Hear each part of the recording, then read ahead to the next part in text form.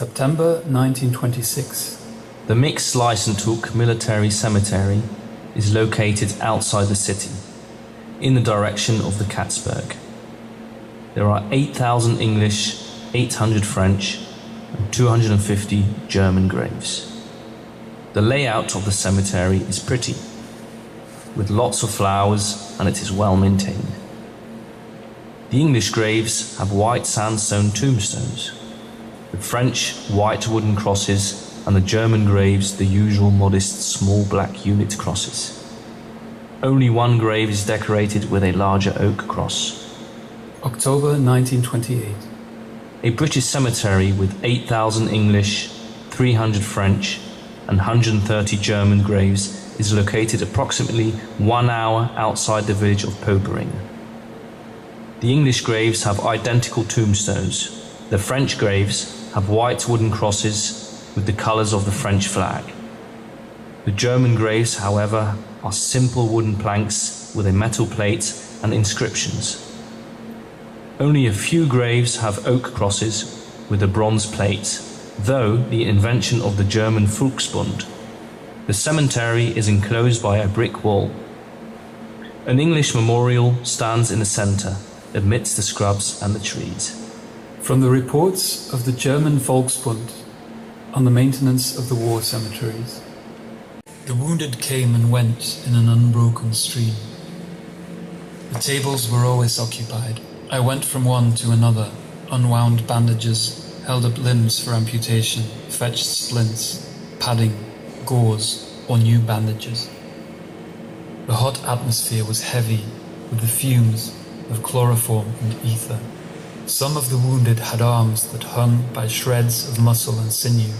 Others had feet that were nothing but masses of clotted blood, lumps of torn flesh, and bits of bone tied up in blood-sodden linen parcels. Some had deep holes in their backs. Others had gashes in their heads, from which soft, pink matter oozed. There was a man with a blackened face, a shattered knee, and festering holes all over his body. Gas gangrene had set in, and the stench was almost unendurable. The surgeon gently felt the injured leg, but the man gave such long-drawn, piercing shrieks that he had to be left alone. He was sent to the resuscitation ward to recover strength a little, for he was very weak through loss of blood. In the evening, he began to rave. He asked for whiskey in a boisterously jovial voice, and then he yelled and cried, "Sergeant! Sergeant! Sergeant! You've ruined my career!" In the night he died. From Comed Out, an account of life in the army, written by Frederick August. Tuesday, the 22nd of August, 1916. In the afternoon, I walked to the hospital mill, where refugees from Dykebush are staying. At the Lean, I see a large tent that is used for the school and church. It can hold 250 people. Between the Lean and the Boonard, along the road of Bouchep, I walked through the large striking British field hospital.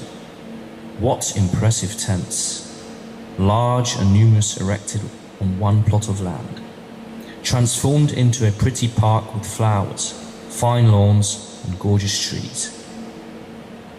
There is a whole army of hospital staff and nurses. At the Boonard, I also visit the large English cemetery. No less than 2,500 English are buried there. All graves are beautifully decorated.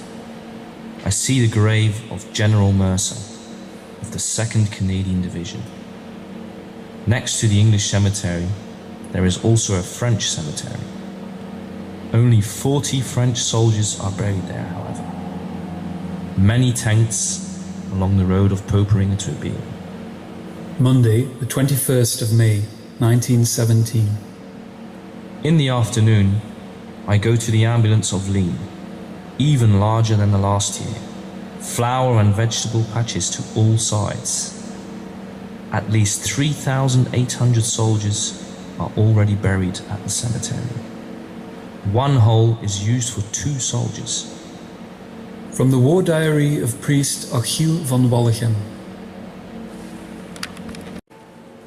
The 12th of September 1920, London. Dear Mr. Turner, you do not know us, nor we you, but we are full of gratitude for the heroic sacrifice you made in the war, and so, as the distance may prevent you coming yourself, we have been across to Belgium to visit the Australian graves, including the grave of your son, John Edward, and to tell you a little about the place where he lies.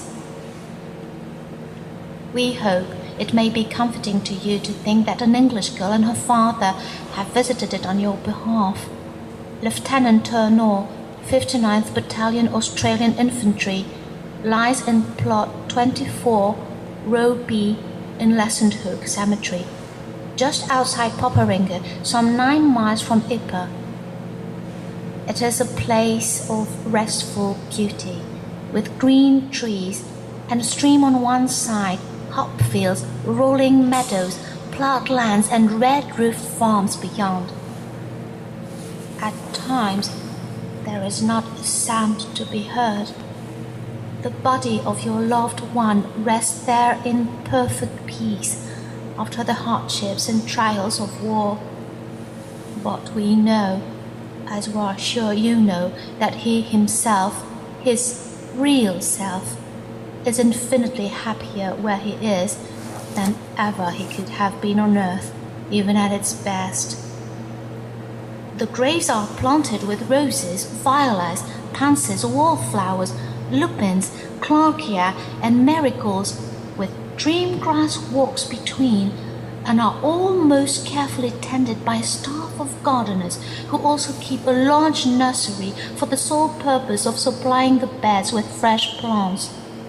Nothing is wanting in loving regard for those who have gone. We enclose a photograph of a part of the cemetery, and with sympathy and love remain yours sincerely, Erica Oxenham, John Oxenham. Letter written by Erica and John Oxenham.